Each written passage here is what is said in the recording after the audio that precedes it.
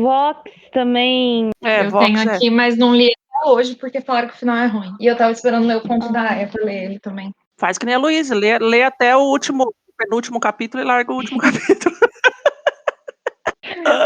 Aí eu não vou ler a parte ruim, né? Entendi. Aí eu crio um final pra mim.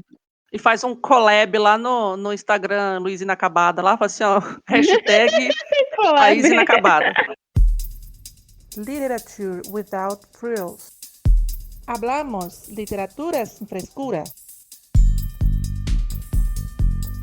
Literatura sem frescura. Literatura e o quê? Sem frescura. Resenhas, opiniões, tretas literárias. Você está ouvindo Literatura sem frescura.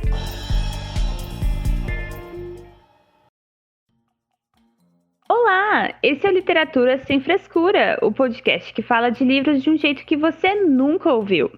Eu sou a Luíse, do Instagram Amara Literária, tenho 25 anos, falo de Florianópolis e estou aqui para falar com você sobre aquelas obras que nos deixam com o pé atrás no futuro e nos fazem sentir bastante medo do que está acontecendo e o pior, do que pode acontecer. As famosas distopias. Como boas fãs de livros que desgraçam a cabeça, nós aqui do Literatura Sem Frescura temos bastante leituras distópicas na conta e resolvemos falar sobre elas. E nesse bate-papo de hoje estão aqui comigo minhas amigas parceiras Thaís e Mai. Olá, meninas! Olá, eu sou a Thaís, faço parte do Instagram literário Realidade Literal. Tenho 29 anos, gente, eu não fiz 30, eu me recuso. Tenho 30 anos recém-feito. 5 meses. Teu cu. Eu tava me vangloriando de ter feito 30 porque tomei vacina mais cedo hoje, né? Inclusive estou vacinada, imunizada. Tenho 30 anos, moro em Votuporã, interior de São Paulo. E falem por vocês aí de ter muitas distopias na conta, porque eu até leio, gosto de distopias, mas eu sou aquela pessoa que eu tenho que ler, tipo assim, uma distopia a cada 2 anos, que é o máximo que eu dou conta. Mas vamos lá. Olá, eu sou a Mai, falo aqui de Londrina, tenho 39 anos, eu não cheguei ainda nos 40. Tem alguns meses ainda, então eu tenho 39 anos, sou do Instagram literário, @mai.books, e estou aqui com algumas distopias para conversar com vocês, porque eu achei até que eu tinha lido um tanto mais, mas de algum tempo para cá eu não coloquei mais na minha lista, por motivos de vida adulta. Então, tem algumas obras aí que eu ainda preciso ler, e aí eu vim aqui conversar com as meninas e ver aí umas dicas e umas possibilidades de ler mais distopias. Sem contar o fato de que a gente está vivendo uma distopia em tempo real, né, gente? Eu costumo dizer que eu não tô lendo distopias nos últimos 2 anos aí, porque a distopia, ela tá acontecendo. Justamente, aí já tá terrível viver, imagina ficar lendo, né? Começou política, aí vem coronavírus, pandemia que nunca acaba, enfim. Melhor nem As começar pessoas a pensar. enlouquecendo, criando mundinhos à parte. Tá difícil. Parece que a gente tá vivendo um mundo paralelo aqui, né? Distopia. Mas eu coloquei, gente, eu fiz esse roteiro falando que tinha muitas leituras distópicas na conta antes de contar minhas leituras distópicas. Típico de Luíse. Você vai ter o Instagram Luíse Inacabada e Luíse Despreparada. Nossa, gente. Só pior. Amo. Vários Instagrams para minhas várias personalidades. Amei.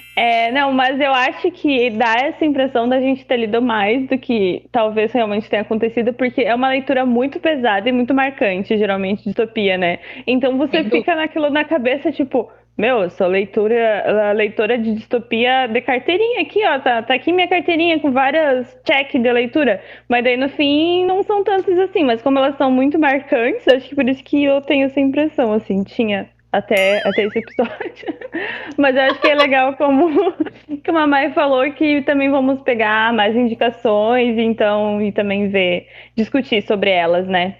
Basicamente, hoje a gente vai ter indicações de distopias que nós gostamos, mas é claro, fica a dica, leia por sua conta e risco. Como dissemos, elas não são fáceis às vezes, né? Então, por sua conta e risco. E para entendermos melhor, vamos para a definição do que é distopia. nada mais é do que um lugar ou estado imaginário em que se vive em condições de extrema opressão, desespero ou privação. Também pode ser conhecido como anti-utopia. Oi, Brasil 2021. É um lugar ruim, digamos assim.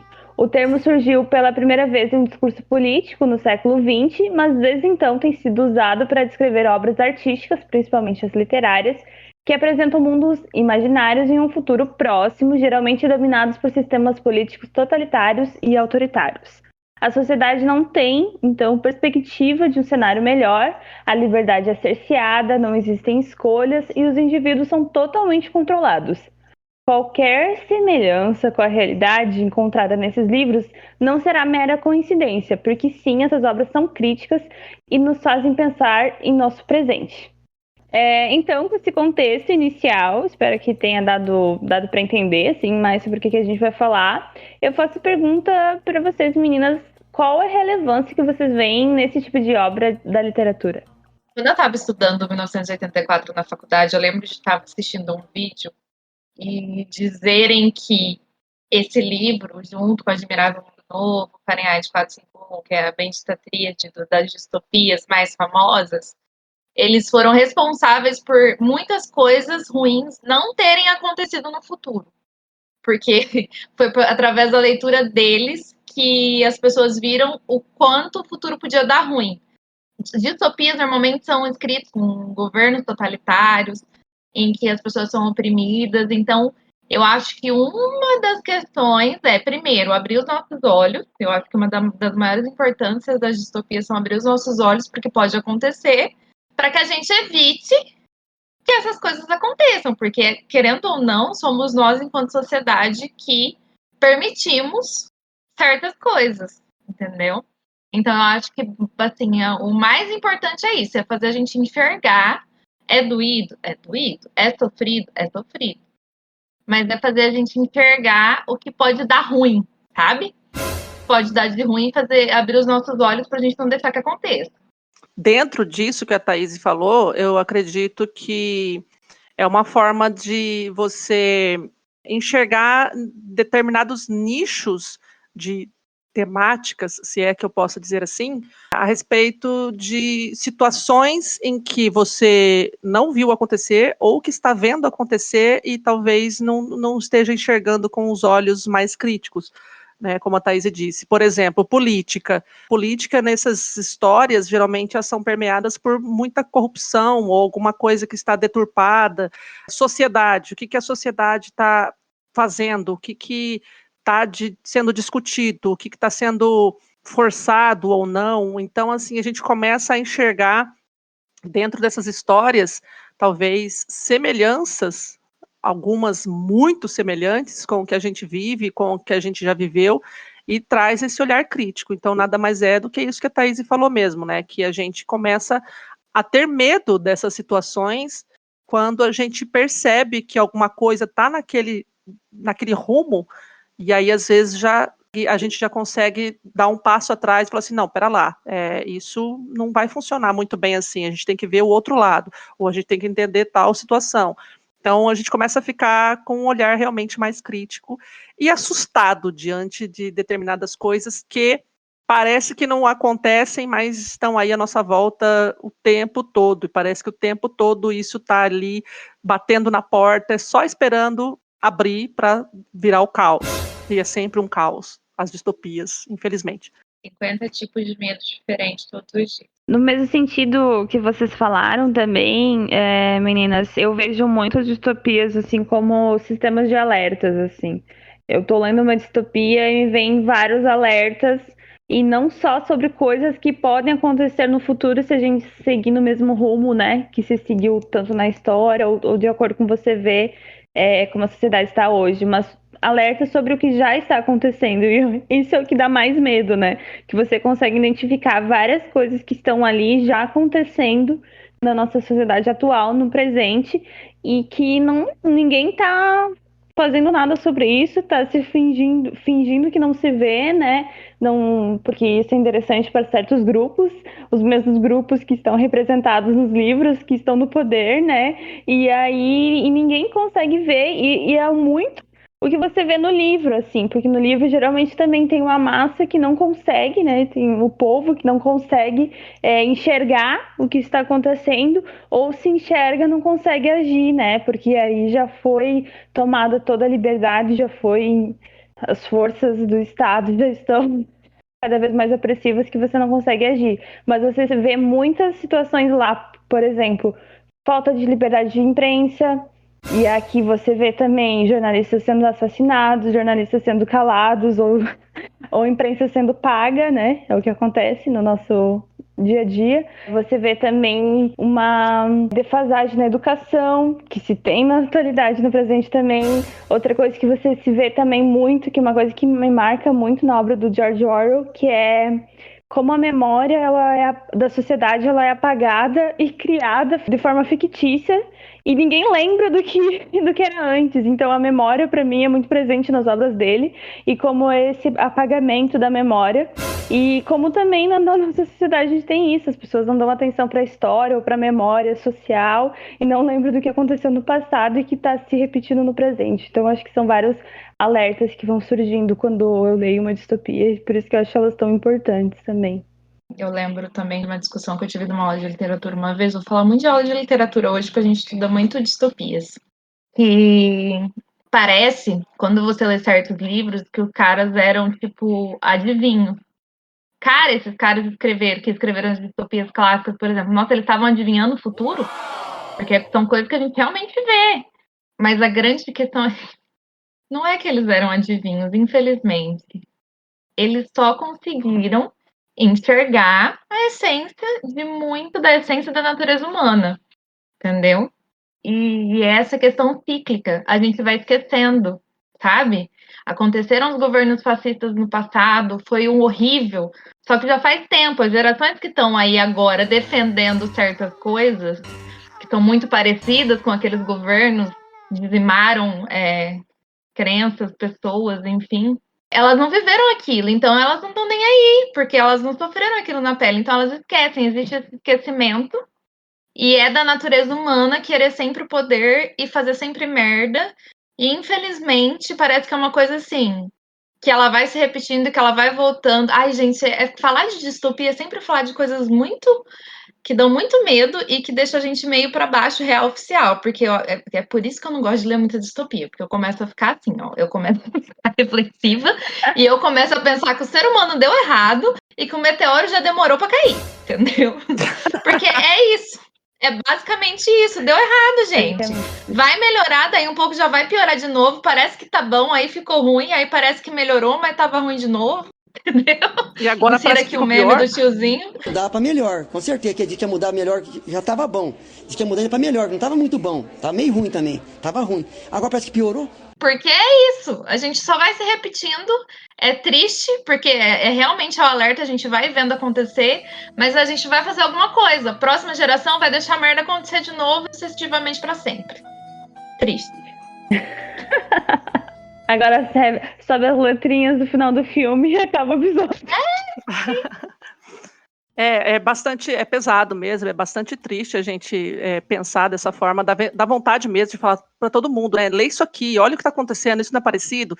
Então, esses comportamentos sociais que envolvem daí, né, o ser humano, o outro, a política, a convivência, tudo mais, eles acabam realmente sendo cíclicos, de tempos em tempos, e esses autores, que a gente até vai falar alguns aí, alguns livros, alguns enredos aí, eles compreenderam que esses comportamentos cíclicos, dependendo de determinadas situações, eles acabam acontecendo de novo e depois melhora, aí depois volta. Então, assim, não tem segredo. A gente só tem que saber identificar esses comportamentos, essas levas, né, de ódio ou de totalitarismo, não tem como não falar outra palavra, né? Essas coisas de vamos ser todos iguais, todo mundo tem que ser família tradicional brasileira, as pessoas elas não podem ter identidade, as pessoas elas não podem ter criatividade, as pessoas não podem ter nem voz. Então, várias distopias aí vêm abordar vários desses temas, e é muito importante, pelo menos uma vez no ano, que ciclo, assim, né? A gente lê uma no ano, 2 no ano, e vai alimentando, vai digerindo aquilo aos poucos. Ai, Deus. Mas a gente está aqui para falar justamente disso, dessa importância que é muito grande em enxergar essas situações que acontecem porque já aconteceram ou poderiam muito bem acontecer. Então, a gente conseguir evitar, pelo menos, esse sentimento de, olha, vamos cometer o mesmo erro novamente? Acho que não, né? Eu tenho uma citação aqui do 1984 que acho que casa muito bem com o que a gente está falando aqui, que é a seguinte: quem controla o passado, controla o futuro. E quem controla o presente, controla o passado. E aí vem justamente sobre essa ideia que a gente está comentando, né? Sobre a gente pensar a história, pensar nosso passado e, a partir disso, conseguir fazer mudanças no presente e no futuro, né? Mas se há uma força controlando o presente, que ela não deixa a gente conhecer o nosso passado, a nossa história, né? Então isso é de interesse a gente ter a educação totalmente defasada, é de interesse a gente não acreditar na importância da história, enfim, né? E na importância desse pensamento crítico, né, para todas as pessoas. E aí você vê, né, alguns governos aí, alguns governantes, enfim, querendo tirar disciplinas de história da escola, de sociologia da escola, querendo ditar quais livros e quais temas devem ser aplicados, né, ensinados nas escolas. O que significa isso, né? É o embate mesmo, aquela vontade de exercer poder sobre as pessoas, principalmente pela ignorância. Então, né, isso que a Luísa falou, né, de não lembrar do passado. Então, se você não estuda história, você não vai saber do passado. Se você não estuda sociologia, você não vai saber dos problemas do outro, né, dependente se o outro está em melhor situação que você ou em pior situação que você. Então, que lado você está? Qual grupo, né, você se encontra, né? Então, se você está privilegiado, por que o outro não é? E se você não é privilegiado, por que o outro é? Então, assim, várias situações em que a gente precisa ter consciência de que é necessário. Eu acho que a única coisa na vida que transforma o ser humano é a educação. Então, todas as vezes que eu vejo tolimento de educação, de acesso à educação, e principalmente nos livros, aí, nessas distopias, a gente vê muito disso também, que a falta de informação faz com que esses regimes, esses governos exerçam sempre poder sobre a gente, e é isso que a gente não pode fazer, não pode deixar acontecer. E lendo, aí você consegue enxergar um pouquinho disso. Espera lá, é assim que está funcionando? Mas por que está fazendo isso? Então, esse olhar crítico é sempre essencial. Muito bem falado, Mai. Então, com essa toda a discussão, né, que a gente já trouxe aqui no começo do programa, a gente vai para algumas obras especificamente para falar mais sobre esse assunto e para mostrar como que isso é abordado em cada obra, né? Para essa primeira rodada de indicações, vamos às nossas distopias clássicas favoritas. Sempre que existe uma leva de distopias bem conhecidas e conceituadas que praticamente aí inauguraram o gênero, não é mesmo?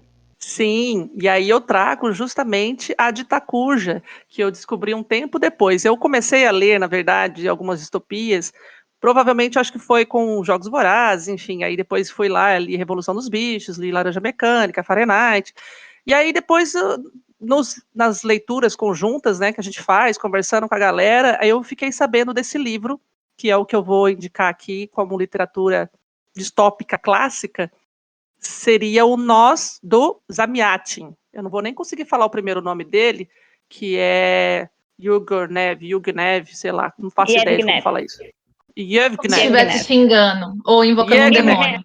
Yevgnev, Ivanovich Zamyatin. Pronto, já invocou um demônio para dormir com você essa noite. Ai, não chama! A gente vou chamar o Cuchulo. Nosso áudio ferra e sempre... Vou desinvocar. Então, o livro chama-se Nós, do Zamyatin. Ele é um romance distópico escrito entre 1920 e 1921, pelo russo Yevgeny, enfim, né? Já falamos o nome aí. Oh, Mai, a dica é ler igual a gente lê quando tá lendo romance russo. Típico, né? Pois é. Ele é um escritor russo, então a gente lê que nem a gente tá lá, né? Lendo o livrinho lá. Ratim, saúde e vamos lá. E aí essa história, ela narra as impressões de um cientista sobre o mundo em que ele vive. E é uma sociedade aparentemente perfeita, mas opressora. E seus conflitos ao perceber as imperfeições dele, ao travar contato com um grupo opositor que luta contra o benfeitor. Benfeitor aqui entre aspas. Regente supremo da nação. Típico, né? E um regiminho ali, só para fazer um resuminho bem básico, assim, esse livro, ele conta ali, esse cientista, ele está participando, ele é um engenheiro muito influente numa construção de uma nave que vai levar os passageiros lá para um outro planeta para viver uma vida melhor, e lá, uns negócios assim. E aí tem a mão, esse benfeitor é alguém inalcançável, em que ele decide ou não ali se a pessoa saiu fora da linha na sociedade, ou seja, as pessoas elas têm que acordar na mesma hora, têm que comer na mesma hora, elas moram em casas de vidro, onde todo mundo vê tudo o que está acontecendo, então você não tem liberdade nenhuma. E aí, isso é terrível. E aí, o que acontece? Eles, para fazerem sexo, por exemplo, eles têm que colocar um nome numa lista, fazer agendamento, e aí só naquele momento que ele pega o cartão, né, um cartão de passe para poder fazer sexo, e eles podem fechar as cortinas. Então, só nesse momento em que as cortinas da casa podem ser fechadas. Para procriar ainda. Então, só pode fechar as cortinas da casa nesse momento. Então, para vocês terem uma noção, todo mundo... O nome deles são identificados apenas por uma letra e números. Eles usam a mesma roupa, como se fossem uniformes. O cabelo não pode se destacar, então está sempre preso. Enfim, todas as pessoas são iguais, fazem tudo iguais e têm os horários específicos para fazer determinadas coisas, os seus trabalhos e voltar até escovar o dente, tem que ser junto, cantando a canção, o hino, não sei da onde, das quantas lá. Legalzão, uma sociedade maravilhosamente legal. E aí até que, né, como disse ali, ele encontra um grupo opositor aí, uma mulher cruza o caminho dele, tem uns comportamentos um pouquinho diferentes, ele começa a ficar curioso, e aí que vem toda a situação da história. Uma curiosidade daí sobre esse livro é que eu não li ainda Admirável Mundo Novo, em 1984, justamente porque ele é considerado um dos precursores aí da distopia. Então, estima-se, né, alguns autores aí estudam sobre isso, de que Orwell, de 1984, e o Aldous Huxley, de Admirável Mundo Novo, têm acolhido aí umas inspirações para os livros deles. Não é sabido, assim, com certeza, mas especula-se, né, que isso tenha acontecido. Só por você falar aí, eu li os dois em 1984, faltou 50 páginas, Louis Day e Admirável Mundo Novo, e realmente, você estava falando aí, eu estava pegando aqui todas as... Sim, eu percebi que tem as referências e influências, tem muita coisa assim, que nossa, muito Admirável Mundo Novo, tem muita coisa aí. Inclusive, no prefácio dessa edição que eu tenho, tem uma fala do Orwell comentando sobre os elementos, alguns elementos que o Huxley usou em Admirável Mundo Novo, e também alguns elementos que algumas pessoas falaram que ele usou em 1984. Então, e uma outra curiosidade, então, é assim, que essa história, parte dela é baseada nas experiências do autor com as revoluções russas de 1905 e 1917, e no período em que trabalhou em 1916, supervisionando a construção de navios na Inglaterra.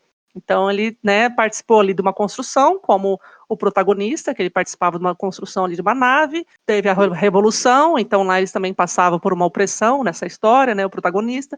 Então assim, eu decidi ler esse livro primeiro para poder meio que colher na fonte da distopia, para depois seguir para as mais brabas aí, que eu sei que são um pouquinho mais pesadas. Apesar de ser uma distopia, ela de certa forma é leve, né, não tem tantas coisas pesadas ali, como a gente vê em algumas distopias mais recentes. Então, fica como indicação aí como distopia clássica para vocês conhecerem. A gente já vê vários elementos, né? Por exemplo, aí privacidade não tem, né? Essas casas de vidro em tudo que é visto, né, pelos outros, não há privacidade. Você não pode fazer coisa errada, né? Então tá sempre observado. E o que é errado? E nem coisas individuais, né? além O disso, errado né? do benfeitor lá. Não, deixa eu falar. E sabe o que é o pior, esse benfeitor? O que ele faz? Se a pessoa sai fora do rumo, aí eles vão lá como se fosse num anfiteatro, assim, todo mundo se reúne em volta de um negócio, de uma mão que desce, uma mão enorme de metal, eu não lembro, assim, desce, vai lá e solta um rainho, sei lá o que, na pessoa, a pessoa se desintegra ali na frente de todo mundo. Nossa! Que legal! É a parte mais Que tensa, assim. A coisa. hora que ele narra isso, assim, eu fiquei, o que que é? Aí eu voltei assim, Tudo tipo, bom? o que é? Ele desintegrou, tipo, a pessoa simplesmente foi, puf, virou uma massa, como se fosse um Oh. chicletinho no chão. Uma Ah, gosminha, assim. Virou tipo água, uma gosminha no chão. Lindo. Aí outro elemento também que eu identifiquei com esse resumo de você falando, mas é que essa figura do grande controlador, né, dessa figura mística de quem que controla, né, é dono de tudo, que nesse caso é o benfeitor, e por exemplo em George Orwell é o grande irmão, Grande né? irmão. Elas são figuras que são temidas na história toda, são contadas coisas sobre elas, mas a gente não vê exatamente, né? Então fica criando toda esse mito em volta deles que só deixa maior ainda o medo e esse poder cada vez maior também, né? Porque a gente sabe das ações deles, o que ele faz, mas não consegue ver exatamente, né? Sentir. eu tô aqui, é que eles não existem. Por isso Ah! que eu ver. Ou até existe, né? Mas não é uma coisa só, né? É um, É sei uma. lá. Exato, não existe a figura só, entendeu? Entendi. Aí para manter esse poder, às vezes ele até oculta justamente que às vezes não. Ah, uma distopia que é boa aí, que é bacana e tem na Netflix lá, é o Snowpiercer, né? O Coisa Expresso da Manhã lá. É uma distopia bem interessantinha também. Só que aí é série e diz que era um quadrinho, né? Baseado num quadrinho. Perfura neve. Perfura Neve, é Snowpiercer e no Netflix tá como o Expresso da Manhã. Perfura neve é o nome do quadrinho também. Mas foi traduzido para o português como. Sei! Mas É é que que eu você acho falou. Do jeito legal. que você falou, parecia que o Que nome era eram só. coisas Tinha diferentes, traduzido como Expresso do Amanhã. Não, o quadrinho, o Perfura Neve e o filme Expresso do Amanhã, em português. Entendeu? Sim, aí em inglês é Snowpiercer. É que eu acho legal porque eles falam, né? Snowpiercer, não sei o que. Acho mais bonito falar Snowpiercer do que Perfura Neve. Uhum. Vai lá, talvez. Bom, como a minha distopia preferida, eu não poderia escolher outra que não a que me tirou noite de sono. Porque, assim, vocês já entenderam que eu sou uma pessoa muito impressionável por distopias.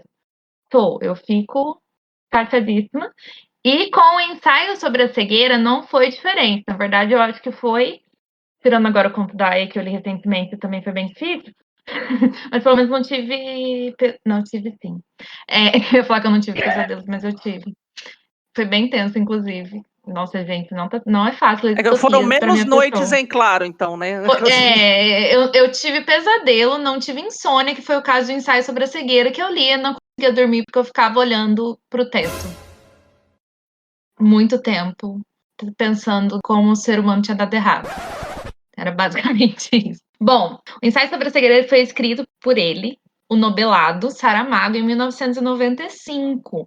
Então, ele é uma distopia mais recente, né? Mas não deixa de já ser um clássico e foi o responsável aí pelo Saramago ter ganhado o Prêmio Nobel de Literatura, causando muitos traumas em muitas pessoas ao longo dos anos aí, desde que foi escrito. E ele conta a história.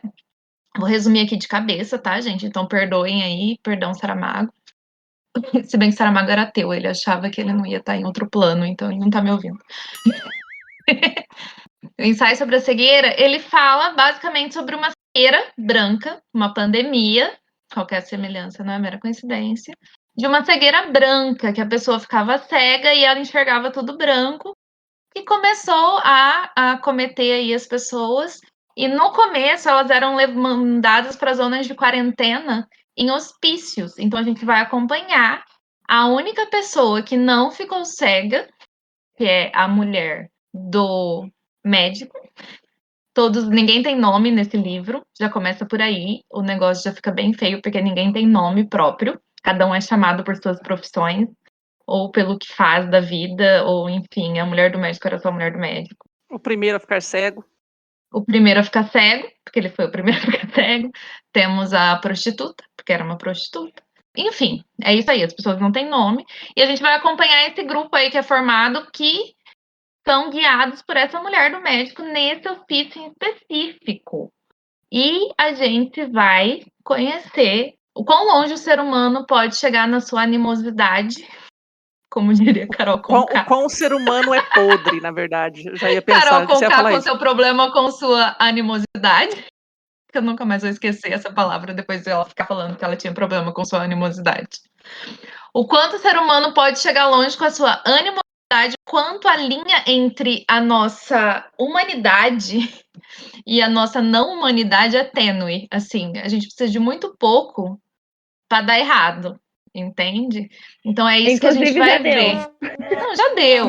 Só que assim, pode ficar pior, entendeu? Nada tão ruim que não possa piorar, sabe? Já dizia Lady Murphy, se uma coisa pode dar errado, ela vai dar errado. E daqui, ó, é só ladeira abaixo. Daqui um pouco eu tô citando Nietzsche e Schopenhauer. Vocês me aguardem.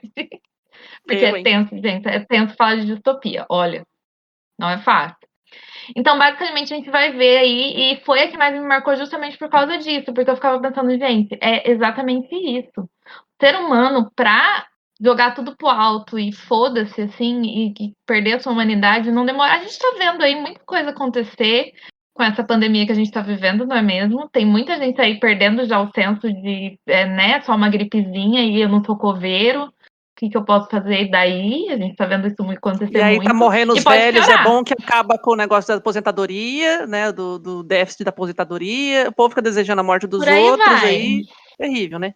Por aí vai, e por aí E esse vai. vão mais de 500 mil mortes, né? Só aqui. Pois é, gente, pois é. Qualquer semelhança com a realidade não é mera coincidência. É por isso que eu tô falando. Essa distopia, essas pessoas, Saramago, ele só viu, só olhou e falou assim, o ser humano, ele tá isso aqui, ó, isso é ruim. Eu vou só contar pra vocês um pouquinho do que pode acontecer. Tanto é que os personagens dele não têm nome justamente por isso. Eles são rebaixados a animais, a seres. A instintos primários, né? Exato, porque o que diferencia a gente dos outros animais é a nossa racionalidade, não é? E a gente, E a através capacidade dos de ter nossos empatia, nomes, né? a gente é individual, a gente tem a nossa própria personalidade, enfim. E ele destitui essas pessoas disso pra gente ver o quão ruim pode dar. Isso sou eu falando assim, muito por cima, porque você tem que ler o livro para você entender o nível de absurdo que é isso, sabe? Assim, não tem. É claustrofóbico, é desesperador. Você fica realmente pensando, meu Deus, a humanidade já deu, tá dando errado, ou vai dar já já, sabe? E ele me tirou muitas noites de sono, assim, que a culpa é das estrelas pra eu conseguir dormir. E olha que a culpa das estrelas não é uma bosta. Nem tanto assim.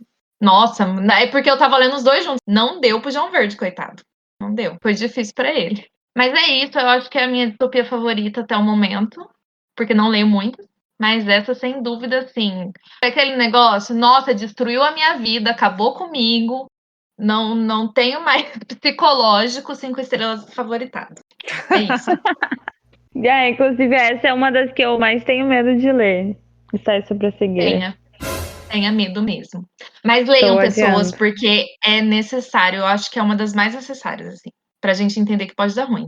E tem o filme, gente, mas o filme é ruim, mas já é difícil. É bom. É muito bom o filme. Já dá pra ter uma noção filmado, do que, mas já né? dá pra ter uma. Você já fica meio assim, ai meu Deus do céu, ai que desespero. Porém, o livro, assim, não tem nem comparação.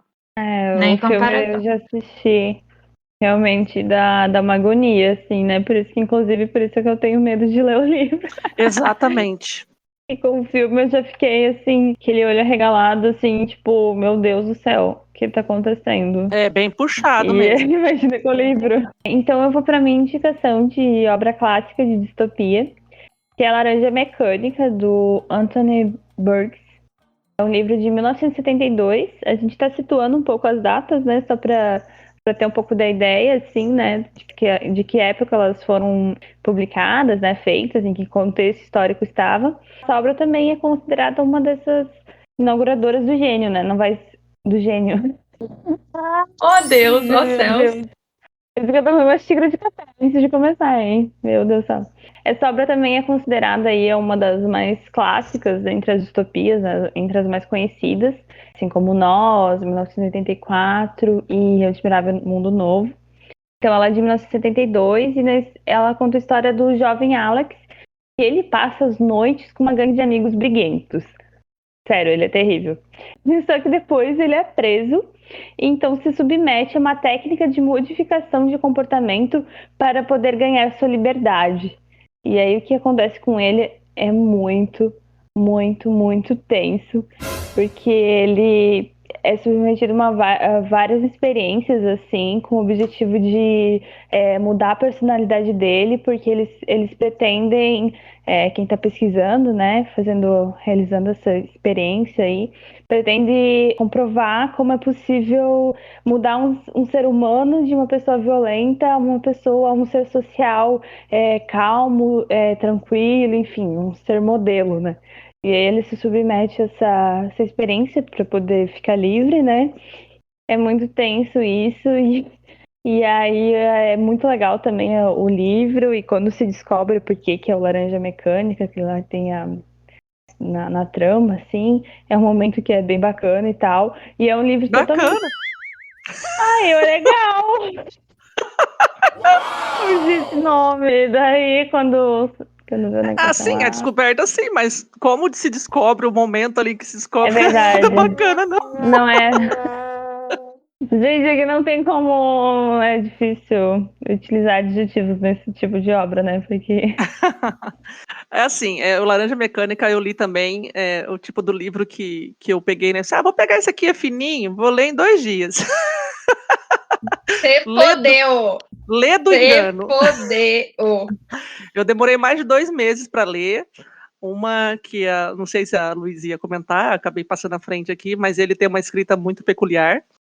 Ele é cheio de gírias, de palavreados de gangue, como se fosse uma gangue futurista, né, de uma época aí além do nosso tempo, em que o mundo já está meio destruído, meio detonado. E aí, assim, para começar, para ler já é difícil, porque ele fala, numa frase, eu acho que não tem 2 palavras que sejam comuns à nossa língua portuguesa. Então, assim, praticamente todos os adjetivos e substantivos, sei lá, não entendo muito de gramática não, mas tudo foi criado novamente. Aí já é difícil por causa disso, porque você tem que ficar indo lá no dicionáriozinho. Eu tava lembrando agora, né, de vocês falando que não gostava de voltar e ver a árvore genealógica de 100 anos de solidão. Imagina lendo Laranja Mecânica. Tem que ir toda hora lá no dicionáriozinho no final, sim, porque é impossível. Por isso que eu não li ainda. Ah lá, a Luísa não foi, vou ler assim também. Você vai entender pra caralho, vai sim. Não, algumas coisas dá pra você identificar pela frase o que é que ele tá se referindo. Contexto. Por exemplo, isso aqui lá deu uma dor na minha Gulliver. O que é uma Gulliver? Do Gulliver é a cabeça, né? Dua dor de cabeça. Então, assim, mas senti uma dor da minha Gulliver, fazer um chilepe-chilepe, um não sei o que, um vulco-vulco, uns negócios assim, sabe? Então ele vai falando umas coisas que, tipo, algumas coisas dá pra você identificar. Fala assim, acho que é isso. Assim como os russos dão vários nomes estranhos para as pessoas, que é o nome, o sobrenome o nome queridinho, o apelidinho da mãe, o apelidinho da irmã, ali ele também usa. A Gulliver não é só Gulliver, ele fala um outro nome em algum outro momento. Então, o ato de fazer sexo, ele tem umas 3 palavras para descrever o que é fazer sexo. Então, assim... nós também, vai. Fala aí, quantas palavras você usa para fazer sexo? Sim. Tem um monte. Mas ele criou outras. Ele criou outras e mais, e assim, como que é o Me Faz Feliz? Não, é um negócio diferente lá que você lembra assim, meu, feliz. Um entra e sai. Um entra e sai, um entra e sai. Mas eu vou ali fazer um entra e sai. Então, assim, ele tem essas gírias terríveis, e já é difícil você pegar o ritmo da leitura por causa disso. O livro é separado em 3 partes. Por isso que eu não li ainda, gente. Me dá desespero só de pensar. Mas é maravilhoso quando você consegue terminar. Assim, graças a Deus eu terminei. Mas a primeira parte... né, Luiz? Você terminou esse, Luiz? Eu terminei. Eu gostaria de falar que... Vale a pena, né? Falar que eu lia ele em viagens do transporte público na temporada, gente. Eu sou uma guerreira. Eu sou uma guerreira. Guerreira mesmo. O ônibus em Florianópolis, sem ser pandemia, na temporada, é quase uma situação de guerra. Meu Deus. Eu, hein? O povo tudo suado, pelado e Não, tremendo, Apertado. sardinha ali, apertada, aí do nada tem uma cadeira de praia passando por você. É assim. Tem isso, né? Então, Uma pessoa de Morada em biquíni. Floripa não é de Deus, não. eu lia nesse momento no ônibus, voltando pra casa depois da faculdade. Mas eu gostei muito, eu não ia muito, eu tentei começar a ir pro dicionário, eu vi que não ia rolar, aí eu só fui. Eu na vida. Então, no começo eu ia pro dicionário bastante, mas depois eu fui pegando jeito. Aí depois não, eu acho que você já tipo, acostuma Você vai e aprendendo eu o não que é, conheço né? duas É. páginas, aí eu vi que se eu fosse voltar pra tudo, dicionário eu ia ter que voltar tudo, né? O dicionário é compridinho. Ele não é curto, não. Ele é compridinho. Não, e é como a mãe Imagino. falou, toda frase tem uma palavra que é diferente, então tu tem que tentar entendendo pelo contexto, mas assim, vale muito a pena. Só que pra mim, a maior dificuldade que eu senti ao ler o livro era que eu não gostava do Alex. É que não tem como Mas aí que eu ia gosta dele. falar. Não tem Mas como quem que gostar gosta, dele, né? gente? Ele realmente, ele desafia a empatia da gente. Ele desafia a empatia da gente. Porque Sim. aquele moleque, ele também é muito do FTP, Gente, né? a primeira parte, eu fiquei assim, falei assim, meu Deus do céu, eu quero matar esse moleque. Eu quero, assim, a primeira parte, você fica com um ódio tão terrível. Eu falei assim, meu Deus do céu, não é possível que exista uma pessoa desse jeito, tão ruim, tão perversa, tão tudo. Você fica, a segunda parte, você pensa assim, graças a Deus, Deus é justo. A segunda parte é assim, agora o moleque vai se fuder, agora toma no cu, e blá blá blá. Aí você fica assim, aí eu li com vontade, assim, né? Falei assim, agora sim. E aí a terceira parte é aquele tapa na sua cara, né? Assim, vai, Meu trouxa. Deus. Tipo que É basicamente isso. Também foi meu sentimento. parabéns, você leu uma distopia. Terminou. Um dia eu leio, quando eu tiver bastante tempo à toa. Isso que eu fiquei 1 ano em casa de pandemia e não tive tempo à toa.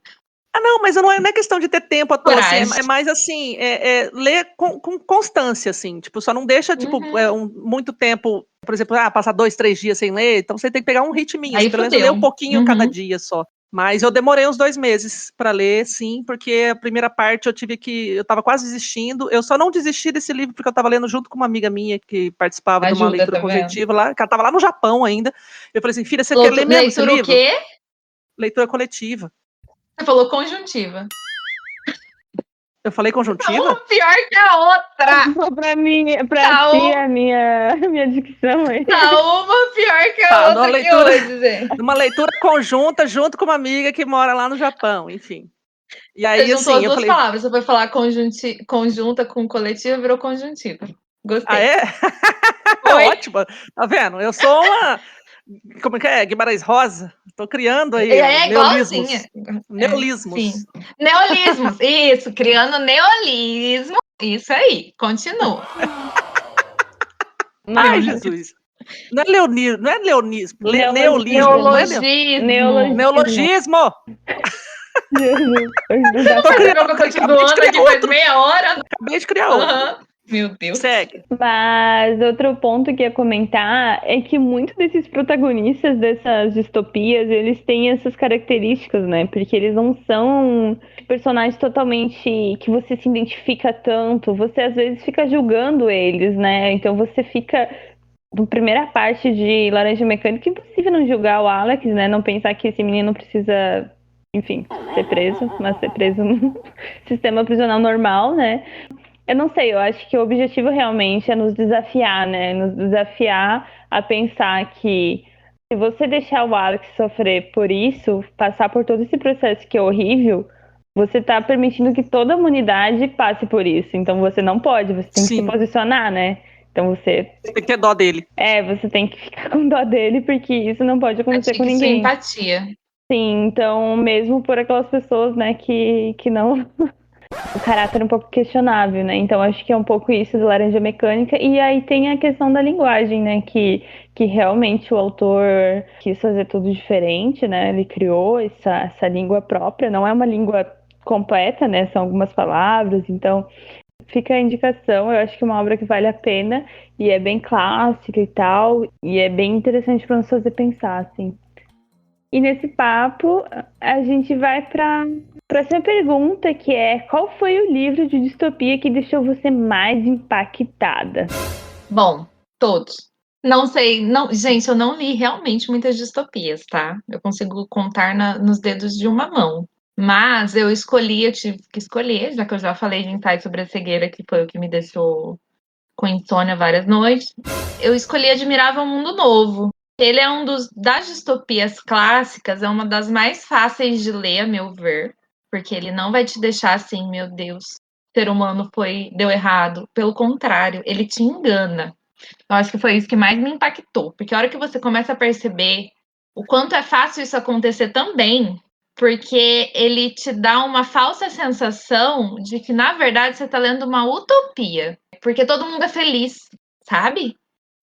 É uma realidade que aparentemente, na superfície, parece perfeita. Mas vou explicar mais. Esse livro ele foi escrito em 1932 pelo Aldous Huxley. Na mesma época, quase, de 1984. Inclusive, ele e o Orwell trocavam figurinhas. Eles eram trutas, né? A história se passa na Londres no ano de 2540. Então, é muito, muito, muito no futuro. Ou 632 DF, depois de Ford. Cara, Já começou bem.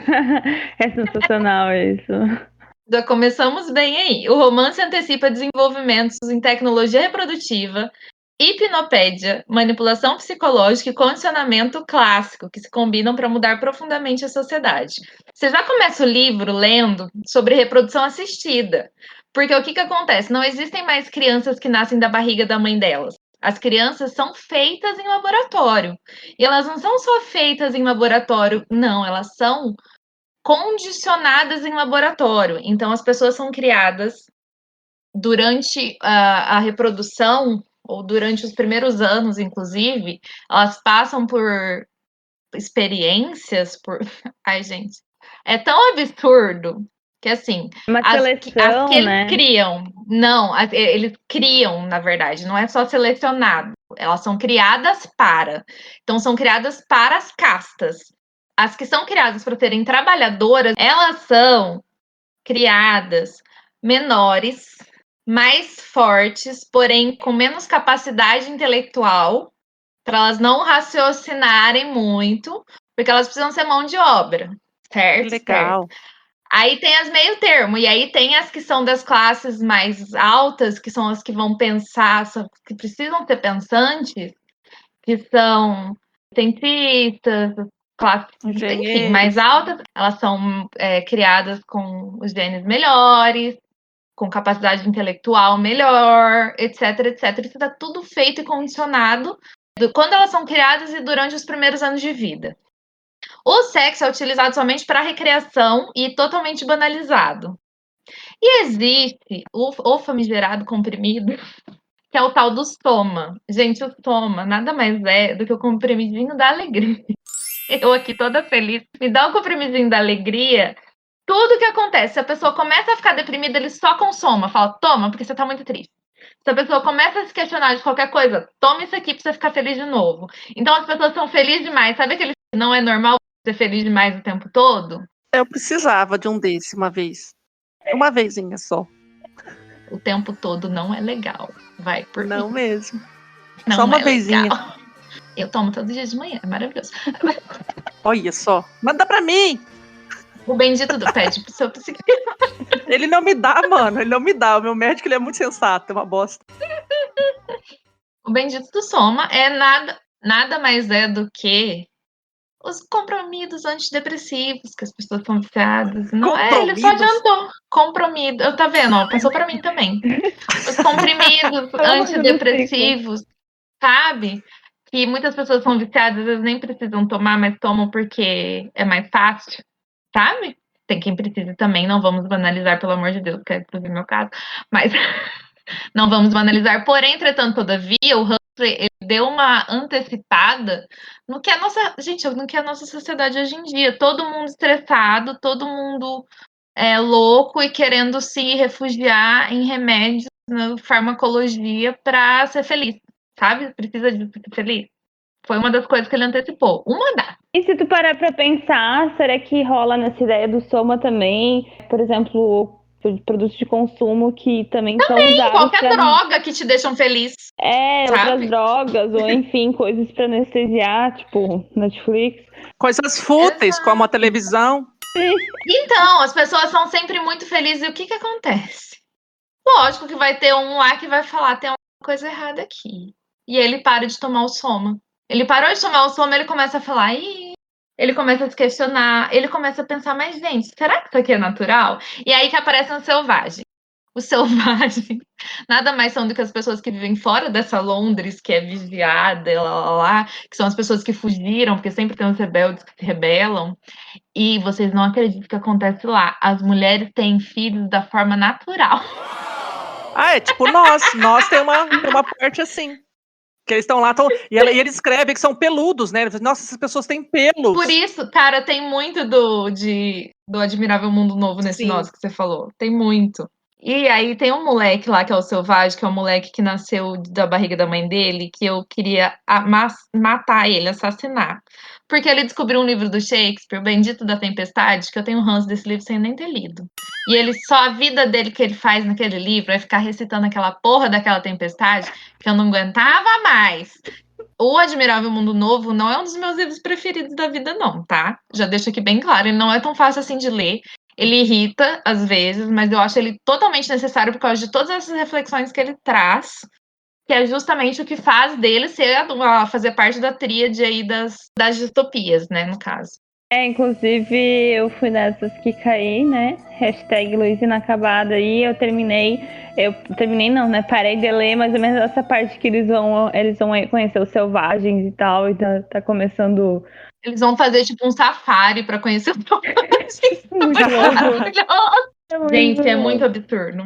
É muito absurdo, porque as pessoas não têm relações humanas. E é muito do que. Elas não têm relações humanas. As relações são só por conveniência. As pessoas não se conhecem e se apaixonam. Elas receitam, faz sexo com o fulano lá. Tipo, só pra você se aliviar, sabe? Pra você ficar mais feliz. Aprovar. Não pra você ter uma situação de afeto. Não existe afeto. Aí você começa a ver, gente, é muito hoje, né? Que as pessoas. É aquela coisa que a distopia te faz. Banalizado, só que ela te engana. Só que ela realmente te engana porque parece uma sociedade ideal. Sabe? Eu acho que é aí que tá a grande reflexão desse livro. Será que a sociedade ideal é realmente ideal? Será que o ideal que a gente está buscando é o que realmente a gente precisa? Sabe? Porque às vezes o ideal ele é muito supérfluo. Não sei. A gente banaliza o que realmente é importante. Leiam, porque é necessário, assim, ele traz, como vocês podem ver, ele traz muita reflexão, só que vocês vão ficar com um pouco de ódio do moleque que fica recitando Shakespeare e ele me irritou. Mas fora isso, tá tudo certo. E tem, inclusive, uma continuação que eu não li até, gente, que é A Ilha. É? Saibam que existe uma continuação de Admirável Mundo, que é A Ilha, mas eu tô criando coragem. Não E tem um filme, inclusive, dessa ilha. Tem um filme recente até. Eu ouvi falar já, mas eu não tava me ligando que tinha ligação um com o outro, não. É continuação, mas... Então tá. É um livro que eu peguei ele para começar a ler, se eu não me engano, até li algumas primeiras páginas ali. Eu lembro que a Thaís comentou que não era um livro muito legalzão de ler, não. E aí eu fiquei sabendo do Nós e decidi ler o Nós primeiro, antes, né, como eu comentei anteriormente, antes de conhecê-lo. E tem muita ligação, você pode ver aí que tem muita coisa parecida. Eu já percebi mesmo, que tem uns elementos aí. Em breve, collab de Mai e Thaís no Luiz Inacabado. Mai leu algumas não, mas páginas. é que eu mal comecei, né, minha filha? Aí eu só deixei de ladinho. Tá. Passei a vez, assim. Eu não leio um livro até o final e não termino, uma filha. Calma. Mas não tô nesse nível ainda. Até um pedaço, eu também leio até um pedaço, só tava vendo qual você começar a dar ali da primeira página ali e deixar, não faz mal, né? Você tá... então. Não me tome por Luíse. Não me tome por você. O livro que me deixou mais impactada nesse caso, pela dificuldade, como eu já disse, foi o Laranja Mecânica, que foi um impacto assim de estranhamento, tanto da história, porque a distopia já te deixa desconfortável, e aí a escrita também é desconfortável, então houve esse impacto mesmo de tanto mental quanto de esforço mesmo, assim, sabe? Foram duas coisas ali meio puxadas. E eu já expliquei por quê, né? Por causa das gírias, o palavreado ali muito típico dos personagens. E aí, mais impactada pelo conteúdo daí, Provavelmente, acho que foi o Conto da Aia, que as meninas vão comentar aí até depois, mas eu não vou adiantar muita coisa.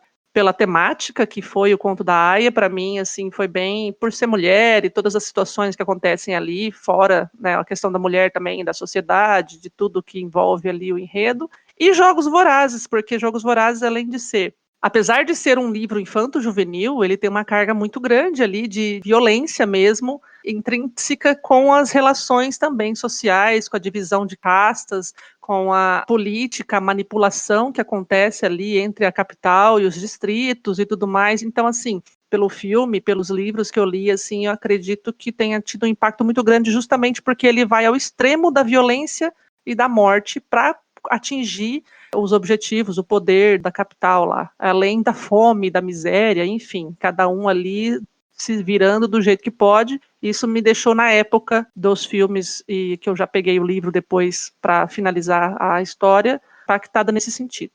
Então, os dois pela temática mesmo, assim. E o Laranja Mecânica pela dificuldade de leitura e pelo peso também da distopia. Muito bom, escolhas bem apropriadas.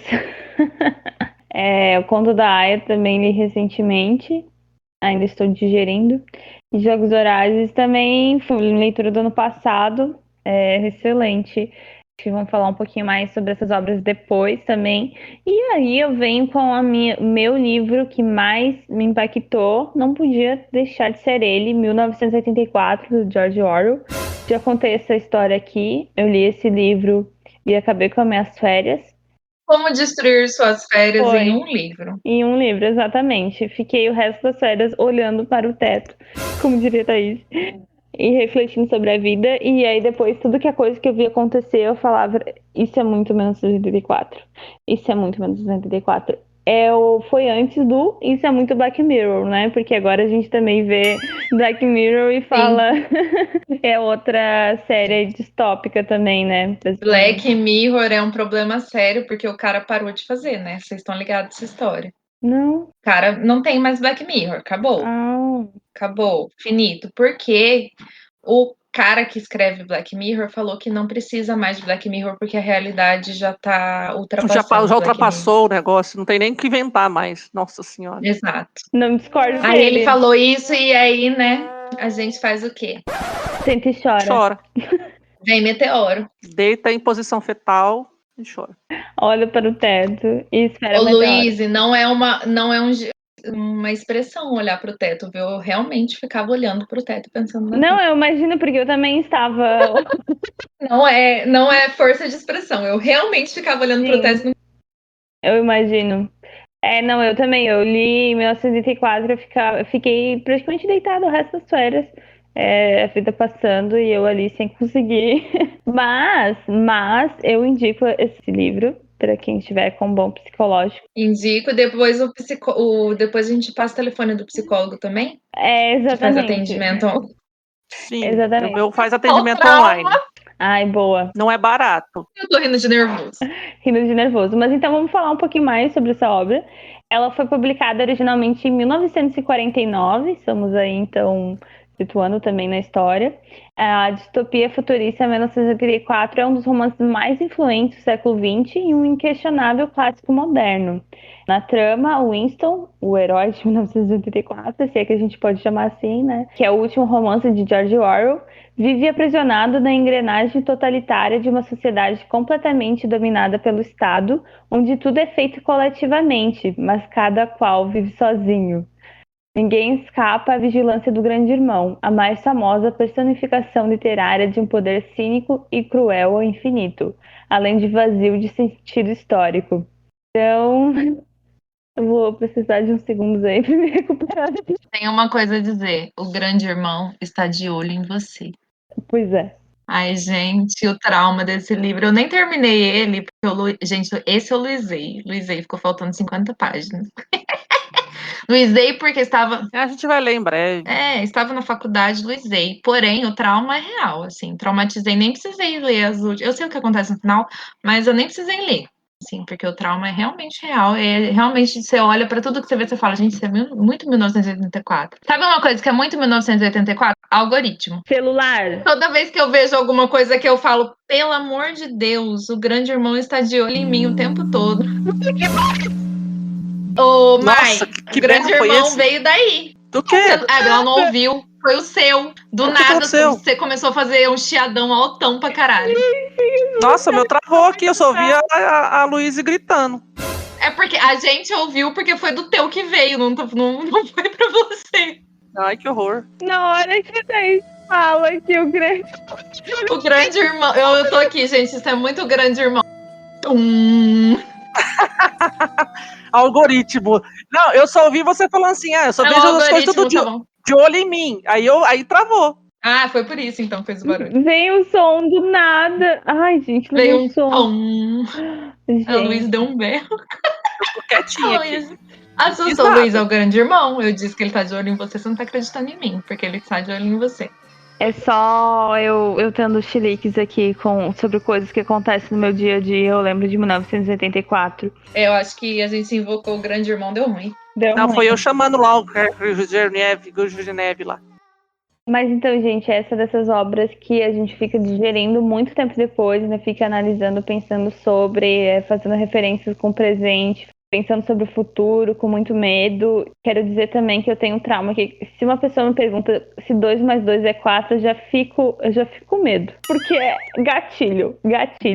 Porque se o grande irmão quiser e disser pra você, 2 mais 2 pode ser 5. E você vai acreditar que é 5. Esse é o trauma define, até hoje. É, gente, porque o nosso herói desse livro, ele trabalha na Comissão da Verdade. Como é que chama? Comissão da Verdade? É o negócio da ditadura.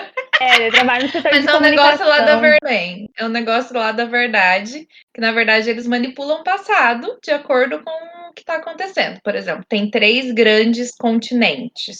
Se ele tá com guerra com o país 1, ele é o país 1, então em guerra com o país 2. Guerra com 2, o 3 é bonzinho e o 2 é muito ruim. Aí, dali, pouquíssimo tempo depois, ele tá em guerra com outro país, tá em guerra com o Isso. 3, então Com o 3, o 2 o é 3 bom. sempre foi ruim e o 2 sempre foi bom. E eles apagam tudo de novo e reescrevem tudo de novo.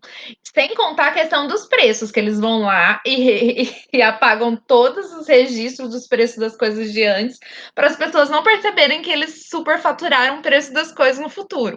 Enfim, assim, qualquer semelhança, de novo, com a realidade não é mera coincidência. E os medos que esse livro traz na gente é tão real, gente, que eu já cansei de falar aqui que eu sou uma pessoa que tem amnésia.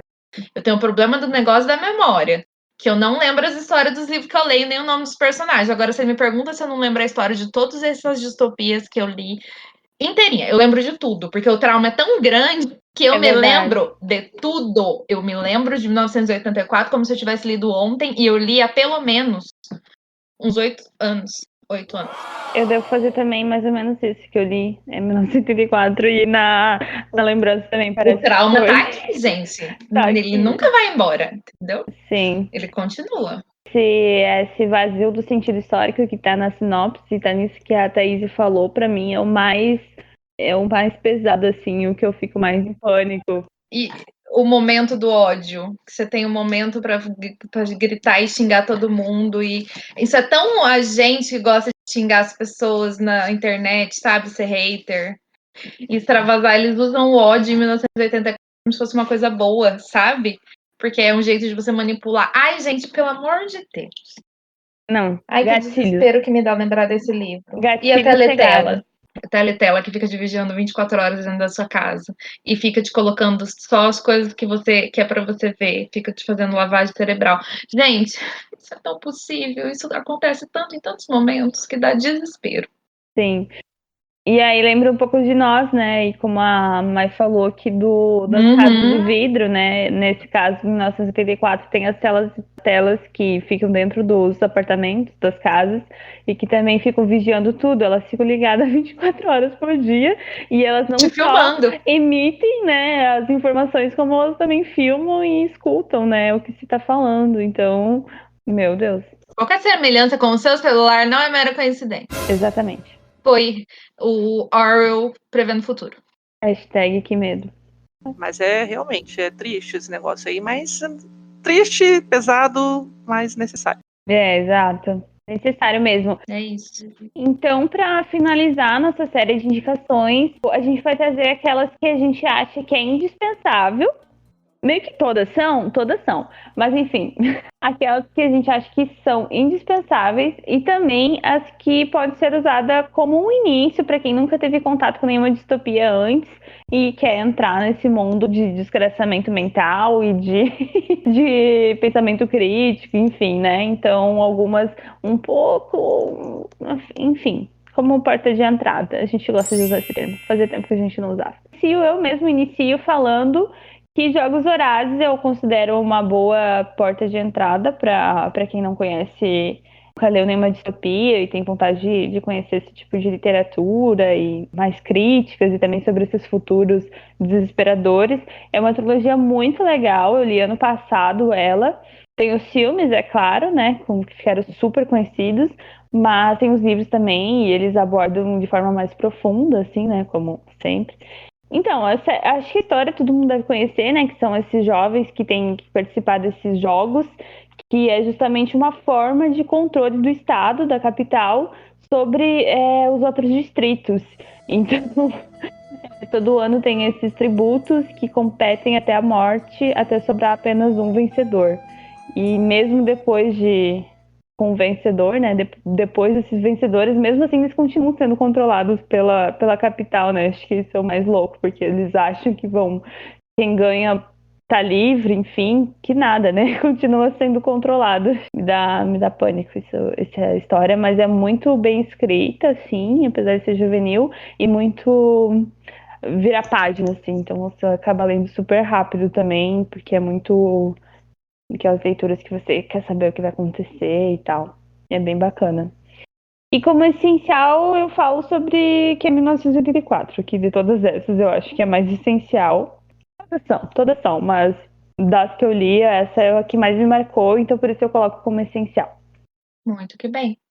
Concordo, inclusive preciso ler Jogos Vorazes, já passou da hora, não é mesmo? Eu não li muitas distopias, como venho dizendo desde o início desse episódio, porém eu acredito que das que eu li, a que poderia ser a droga de entrada, seja Admirável Mundo Novo, que é a mais leve, assim, para mim, a de leitura mais fácil, que você não percebe, depois você vai ficar, hora depois que você termina, que você começa a refletir, que você fala, eita, mas ela não dói tanto.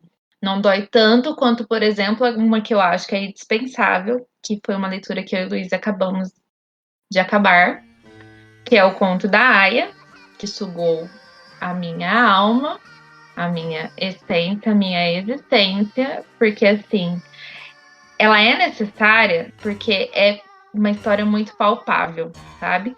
Para quem não conhece, o Conto da Aia é muito famoso por conta da série. A série ficou mais famosa do que o livro. Foi escrita em 1985 pela Margaret Atwood e a semelhança com o atual momento do nosso país me dá desespero. Porque o que acontece? Em O Conto da Aia, o governo ele foi tomado pelos religiosos. E as mulheres... Meu Deus, me dá desespero só de pensar. E a gente voltou para aquele tempo arcaico em que os homens são provedores, as mulheres ficam em casa trancadas. E aconteceu que, por uma mutação genética, as mulheres e os homens, enfim, começaram a ficar estéreis. Poucas mulheres conseguiam engravidar de fato. E essas mulheres que conseguiam engravidar e que eram as mulheres que não eram das altas classes, porque o que acontece? Quem eram os bambambam continuaram no poder, não a igreja é verdade, não é a igreja católica, por incrível que pareça. Na verdade, os padres morriam todos nesse futuro. Seriam as igrejas protestantes, enfim. Gente, dá desespero. Dá desespero de pensar, porque a gente tá vendo aí bancada evangélica, né? No Brasil tem bancada evangélica. Estão querendo proibir falar do negócio de aborto, então foram lá gritar na frente do hospital que a menina de 12 anos foi tirar a criança, que não podia, porque a igreja não permite aborto. Sabe essas coisas? Sabe? Então você começa a ver isso numa distopia. E aí tem essas mulheres que conseguem, que tiveram filhos, que são as aias, que elas são transformadas em simplesmente receptáculos de filhos dessas famílias Ricas. que se tornaram nobres. Elas são usadas de receptáculos de forma não é só barriga de aluguel, né? Elas são estupradas e geram os filhos de outras pessoas para darem. Só que aí, gente, olha, o desesperador, assim, do conto da Aya é porque é muito palpável. É uma coisa que pode acontecer amanhã se a gente não tomar cuidado, sabe? E como é mulher, é a minha Sim. pauta, é a pauta da Luísa, é a pauta da Mai, sabe? É sofrido, é sofrido. Para mim é muito sofrido, assim. Eu li mesmo 30 páginas em 2 horas, porque a cada 2 páginas eu tenho que parar para respirar, porque dá desespero, porque a escrita da Margaret ainda para ajudar é muito boa e ela é muito imersiva. Então, como é escrita em primeira pessoa, você se vê num lugar muito da personagem principal, que é a Offred. Você se vê muito no lugar dela e você começa a viver aquilo, sabe? E é sufocante. Enfim, é um livro Sufocante. muito bom.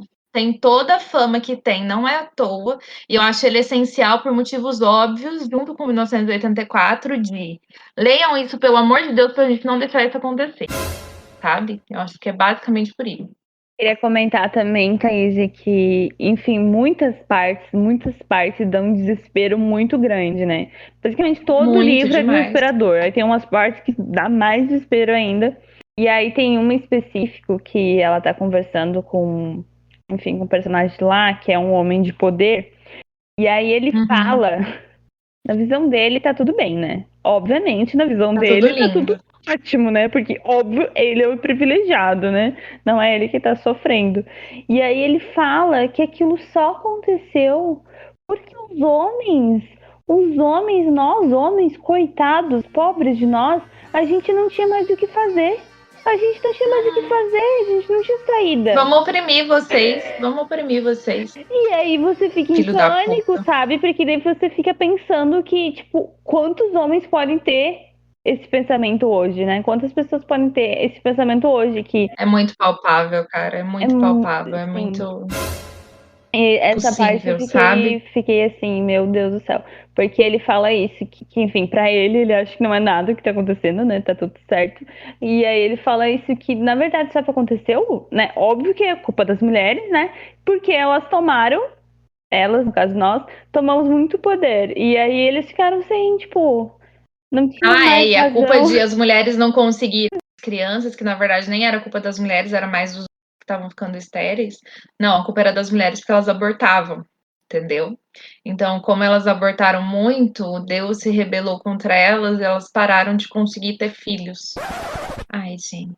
É uma coisa assim que só ladeira abaixo esse livro, assim. Tem muitas Dá situações. desespero. É daquele tipo de livro que mostra como essa falta de liberdade, enfim, essas situações totalitárias ele demonstra em situações mais familiares, né? Porque, por exemplo, diferente de outros livros, como 1984, enfim, outros, Uhum. que é um contexto político maior, isso aparece no contexto mais pessoal, assim, né? Familiar. Familiar. Sim. E também é tão desesperador quanto, E talvez até ninguém é mais. feliz. Nem as próprias pessoas que estão no poder são felizes. A mulher dona da casa, que é rica, ela não é feliz. O cara, ele vive nostálgico, querendo que voltasse a ser como era antes, sabe? Então ninguém é feliz, nem quem tá no poder é feliz numa sociedade totalitária igual a essa desse livro, por exemplo. Ai, gente, É, olha, eu fico desesperada só de pensar, porque qualquer semelhança com a realidade não é mera coincidência, e esse livro é desesperador real oficial. sim. Então, as minhas indicações para início, né, para quem quiser começar a ler uma distopia, eu diria que A Revolução dos Bichos, também do George Orwell, é uma boa pegada, porque se trata de uma distopia meio fabulosa, né, em que os animais começam a ter inteligência e se rebelar contra os humanos da fazenda. Então, assim, são livros que às vezes em algumas escolas são estudados aí até por crianças. Tem HQ, né, a respeito desse livro também, para facilitar aí o entendimento, às vezes, ou a entrada e a porta de entrada para essa distopia, que não é nada também fácil. Ela tem ali, ela é recheada de elementos em que faz a gente pensar as personalidades de cada animal, os porcos, a galinha, o cavalo, a ovelha, cada um ali tem o seu papel como parte da sociedade, então é uma fábula ali que vai representar uns problemas aí da sociedade, da política e de como as relações Entre elas são desenvolvidas diante de um sistema, de um regime totalitarista. Bem bacana, então, como início, para uma primeira leitura, para um primeiro contato com a distopia, eu recomendo A Revolução dos Bichos. E, como literatura essencial, que é necessário, eu diria 1984 e A Admirável Mundo Novo, apesar de não ter lido ainda. Reconheço a importância, já li estudos, já conversei com algumas pessoas, enfim, vejo as meninas comentando aí também. São livros que eu acredito que têm um peso muito grande, principalmente com a relação com a nossa atualidade, em que a gente tem que prestar bastante atenção em algumas coisas a respeito desses livros e fazer essa comparação, né, essa visão crítica. Pretendo ler em breve, inclusive a gente já estava combinando aí há algum tempo uma leitura coletiva de 1984, espero que ainda este ano role ou começo do ano que vem, vamos ver, a gente vai conversar a respeito. E é isso, esses dois que eu acredito que são essenciais aí, que são puxados, são pegados, como a Thaís e as meninas comentaram, mas são essenciais. E a Revolução dos Bichos como um pequeno início aí, para conhecer um pouco da obra. A Revolução dos Bichos é muito, muito bom, né? Ele foi escrito antes, inclusive, de 1984. Ele é de 1945. Claro, né, que o Orwell, ele viu esses regimes totalitários que estavam sendo desenvolvidos nessa época, e essa foi como uma resposta, né, uma crítica a esse tipo de regime, assim, e aqueles porcos, mano, eles são muito bons. Nossa Senhora. Eles são muito bem descritos, assim, né? Muito... Eu acho que a ovelha, as ovelhas religiosas lá, as fanáticas religiosas, são muito boas também, né? É que, na verdade, a ovelha não é fanática religiosa, mas você ouve a ovelha falando e recitando e repetindo, você liga muito os animais com os nichos da sociedade, né? Muito louco aquilo. Inclusive, eu comprei agora, eu finalmente comprei a graphic novel de 1984, da Cia das Letras, e a da Revolução dos Bichos também, da Cia das Letras. Está para chegar amanhã. Graças a Deus, amém. Nossa, mas você andou fazendo umas compras aí escondidas ou é impressão minha? Você já falou de uns 3 livros que você comprou essa semana. Não, então, eu comprei só esses 3. Comprei só esses 3 mesmo. Entendi! É que abaixaram o preço, tava R$39,90 o HQ do 1984, aí eu combinei com o Fabiano, eu comprei os 3 em 3 vezes, então eu tenho que, supostamente, ficar sem comprar livros durante 3 meses. Ah, tá. Supostamente. Muito bom. Também só um pequeno comentário também que aparece muito sobre a questão da memória, né? Porque os mandamentos lá que a gente tem nesses livros, eles também vão sendo alterados conforme o tempo passa e conforme o desejo, né, de quem comanda ali, eles vão alterando, mudando o mandamento e as pessoas vão lendo. Se a gente for traçar um panorama assim, né, de elementos que se repetem nas distopias, está muito isso, né, a perda da memória, né, o tolhimento à memória, a educação, a questão da falta de privacidade, a equanimidade das pessoas e que as pessoas têm que fazer tudo igual, serem iguais, vários elementos aí que a gente vê característicos em vários deles, né, o caos, na verdade, né, sempre alguma coisa que está fora de controle, e aí, para controlar, tem que fazer uma coisa muito extremista, que aí começa o tolhimento da liberdade, falta de arte, de criatividade, falta de pensamento próprio, enfim, vários elementos que a gente vê direto aí nas distopias, em várias situações. Não tem liberdade de imprensa também. Sim, a sociedade sempre dividida, né, numa escala de os que pensam e têm o poder e os que têm que ser submetidos, ou pobres, miseráveis, enfim. Bom, mas pelo menos, graças a Deus, tem sempre as pessoas rebeldes. Graças a Deus temos a esquerda. Né? Entrar esperança, porque sempre há trabalhadores do mundo. Univos. Exatamente. Graças a Deus que tem nós comunistas. Se você acha que você é classe média, não, você é parte do feno. É proletariado, meu filho. Exatamente. É proletariado igual nós. Você mora de aluguel? Aqui. Vai todo mundo tomar no cu. Entendeu? Você paga financiamento de carro? Você, sei lá, usa cartão de crédito? Enfim, você é proletário. Tudo pobre. Sinto muito lhe informar.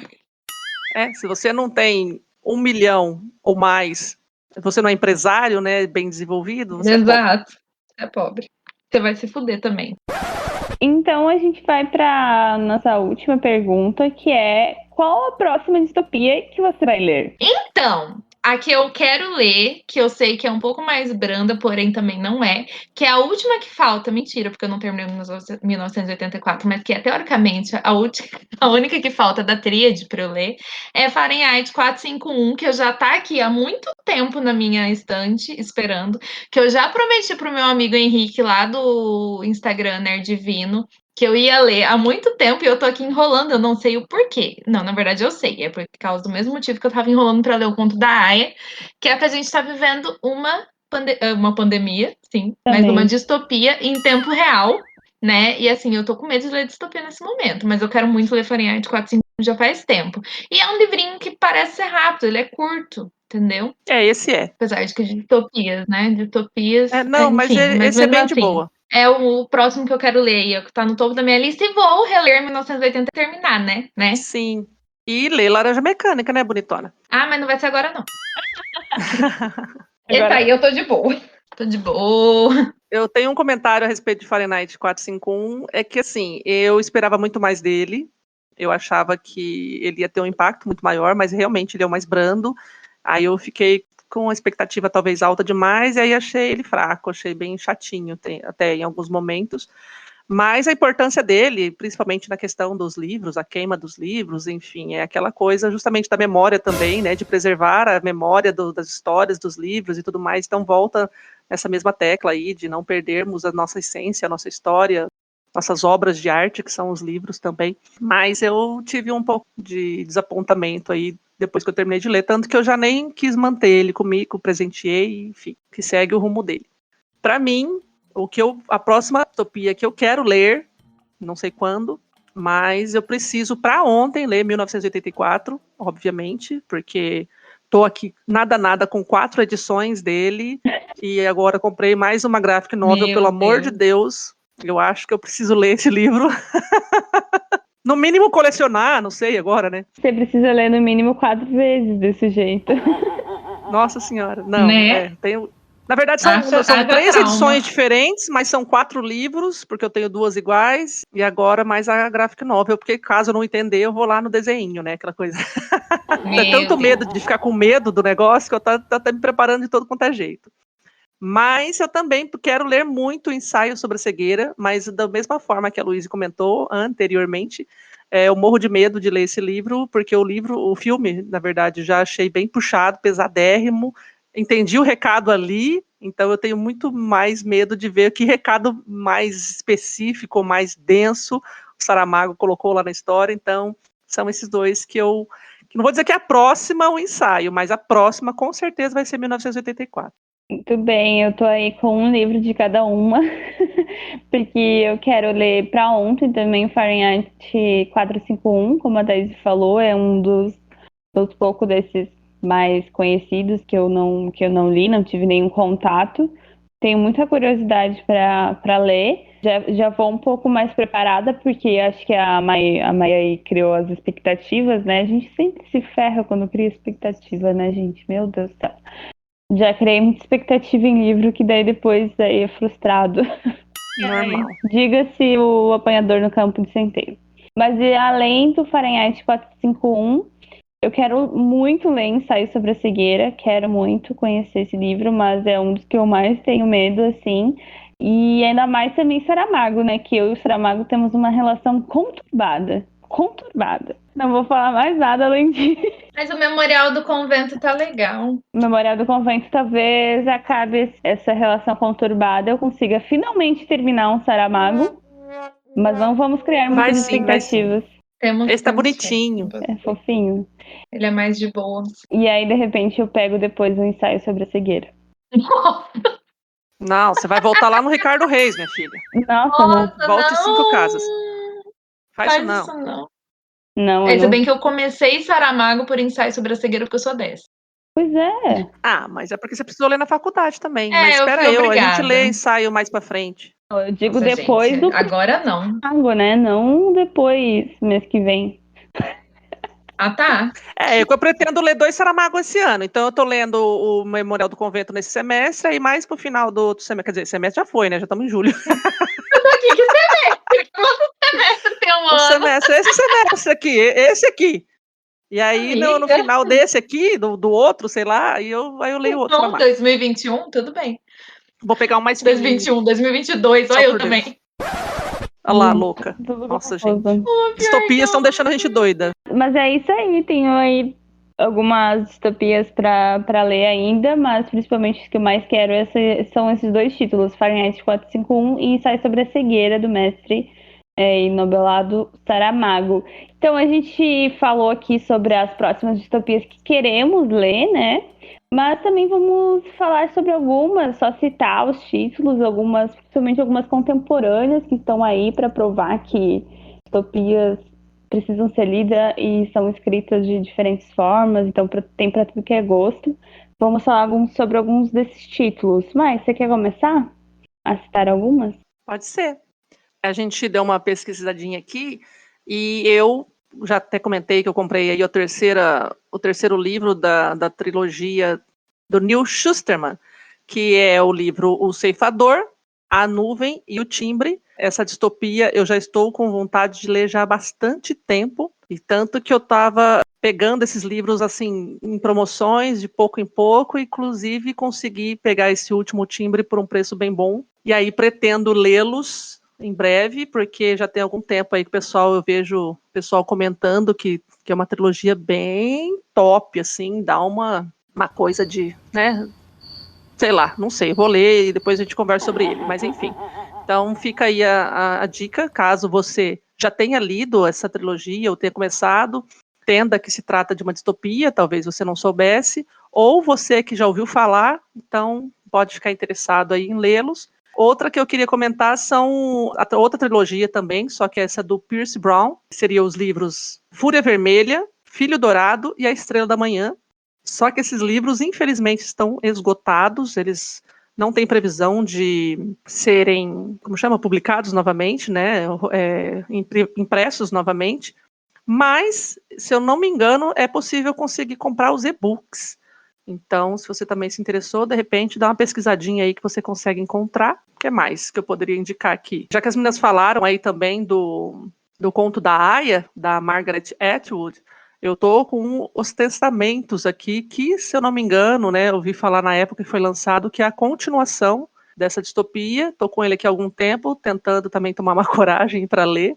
Eu esses dias estava Daqui uns pensando, 3 né? anos eu leio, mais ou menos. 3, 4 anos. Pois é, isso que eu ia falar. Talvez. E aproveitar que as Por meninas aí. acabaram de ler aí, de repente, né, engato com elas mais pelo jeito. Acho que vai demorar um pouquinho. Fudendo. Eu até leria, Não, eu mas não. pelo que eu vi, até no grupo que a gente leu, eu e a Thaís, e eles comentando, Os Testamentos não é uma continuação exatamente, né? Ele É expande, 15 anos depois. ele expande o universo, assim, né, daquela mesma Uhum. história. Entendi. Mas Então, e aí, sei lá, eu tô com ele aqui já há algum tempo, também comprei nessa vibe do conto da Aya, e ele também estava num preço bom, não sei quando vou ler. Mas são essas as indicações aí do que a gente tem de distopia por aí. Tem muita coisa boa para ler, mas já avisando, prepare as sessões de terapia, já fica com elas no gatilho, porque os traumas vêm. o trauma vem. A gente falou, mas indicou aí Os Testamentos, tem aquele livro Vox, da Christina Dawker. Você também queria ler após ler o conto da Aya, porque algumas pessoas até falam sobre algumas semelhanças que tem esses dois livros, então eu queria ler depois. Mas na história a gente tem a questão que as mulheres não têm voz, ou enfim, são proibidas de falarem, né? E aí também parece ser um livro bem pesado. Elas podem falar só 100 palavras por dia. É, isso que eu ia falar. Tem um número limitado de palavras que elas podem falar. Eu tinha dito que não podia falar nunca. Meu Deus. São 100 palavras contadas. Eu não sei o que é pior, né? Você não poder também falar não. ou você só poder falar 100. Eu, 20 minutos depois de acordar, já matei a minha. Tudo isso, 20 minutos, eu com 5 já matei. Eu só reclamando da bagunça aqui em casa já foi, perdi. Eu falando sozinha. Perdi. Mas eu dei uma brochada com esse livro, porque todo mundo fala que o final dele é meio... Eu tenho Faz ele que nem a aqui, ganhei num gente, cria um final sorteio. alternativo. Queria. Ganhei num sorteio e vi pessoas falando. Mas é aquela coisa, né? Eu tenho que ler pra eu ver se eu gosto. Exatamente. Pois é. Mas não vai ser agora também não, porque eu não tô achando. E se é só o final também, dá pra relevar, né? Porque o que manda é a mensagem em geral. A gente lê Saramago, né, mãe? É. E agora também, um outro livro que eu queria comentar é sobre o livro chamado Não Verás País Nenhum, do Ignácio de Loyola Brandão.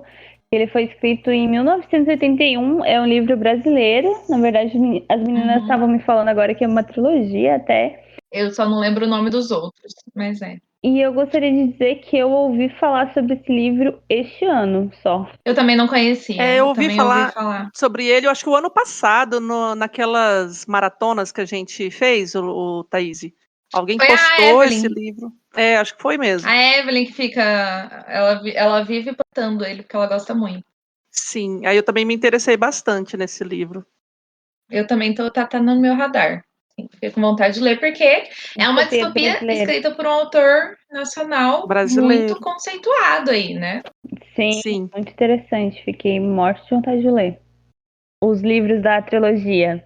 Na verdade, ele é o segundo livro da trilogia, iniciado em 0, publicado em 1974 e encerrada com Desta Terra Nada Vai Sobrar. Deus é mais. Nossa Senhora, né?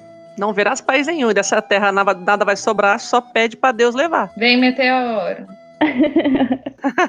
Eu tô pedindo meteoro da hora que começou. Eu vou tacar o meteoro da paixão. Aquela figurinha, como é que é? Tem horas que o apocalipse passa de ser um medo e se torna uma esperança. Gente. Essa é pesada, mas é tipo isso. É assim que a gente fica depois de ler distopia. É, basicamente assim. Então, e aí para finalizar essa lista que a gente está dando aí de indicações, não li nenhum, porém 2 aqui dessa lista eu já tenho na minha estante, quero ler, que são Blade Runner, que é do Philip K. Dick. É uma ficção científica e uma distopia, muito famoso. Tem filme antigo, tem um filme novo que foi regravado, muito também. E o livro que baseou, que os filmes foram baseados, que é o Blade Runner. Android Sonho com Ovelhas Elétricas? Fica aí o questionamento, na verdade esse é o nome do livro. Blade Runner é o subtítulo. Exatamente. Tem também a série A Seleção, que é uma queridinha aí das pessoas que gostam de romance, mas ela não é só um romancinho, ela é também uma distopia, porque se passa num futuro muito doido, né? Aí onde as meninas são obrigadas a participar dessa seleção para conquistar o príncipe, só que também estamos numa distopia, que o mundo está em guerra, enfim. Também é uma distopia para quem gosta de romances, mais amorzinho, com um quê de distopia. E a série Divergente, que também ficou famosa por conta dos filmes. Não vejam o último, que é uma bosta. Tomara que os livros sejam bons, não li também. Mas que também entra aí, né? Eu acho que teve uma fase que a gente estava muito nessas distopias mais adolescentes, jovem adulto, depois Jogos Vorazes, veio Divergente em sequência. Tem o Maze Runner também, né? Que veio depois, enfim. Tem essas aí também, para quem gosta de ficção científica, Blade Runner, romance, fica aí com a seleção, e distopia mais jovem, tem a série Divergente também. Ótimas indicações. E a seleção, inclusive, eu descobri hoje que era uma distopia, eu achava que era só romance. Pois é, né? É muito vendido como romance, mas também tem um fundo distópico aí. Literatura sem frescura é conhecimento, gente. Também é cultura. Também é cultura. Muito bom, gente. Então, estamos aí com várias indicações para desgraçar a cabeça, talvez, mas necessárias, muito. Então, leiam as que vocês acharem mais interessante e aproveitem também para comentar nas nossas redes sociais quais são as distopias favoritas de vocês e indicar para a gente, enfim, para a gente conversar sobre também a relevância de lermos distopias e sobre termos uma visão mais crítica sobre a sociedade atual e sobre o que queremos do futuro. Quais são nossas redes sociais, Thaís? @lit sem frescura, @LIT sem frescura, você encontra a gente tanto no Instagram quanto no Twitter com esse @ tá bom? Deixem lá também os contatos de psicólogos e psiquiatras que vocês conhecem, para já ajudar os coleguinhas que vão ler as distopias e vão ficar traumatizados, não é mesmo? Para já fazermos aí... Recarrega a internet no celular para poder fazer a sua teleconsulta. Pra gente fazer um levantamento de preço para ver qual psicólogo compensa mais, porque a terapia será necessária. Psicólogos que Ai, escutam a gente. gente já pode deixar o contato se quiser. Deixa o contato lá. Vamos fazer uma entendeu? parceria Vamos aí. fazer essa rede de apoio aí. Muito bom. Não tá fácil. Não tá fácil. O trauma vem. Já chegou, inclusive, para quem vive no Brasil em 2021. Então é isso, gente. Muito obrigada por ouvir a gente até aqui. Até o próximo episódio. Obrigada. Beijo. Até! Até. Tchau. Você ouviu o Literatura Sem Frescura.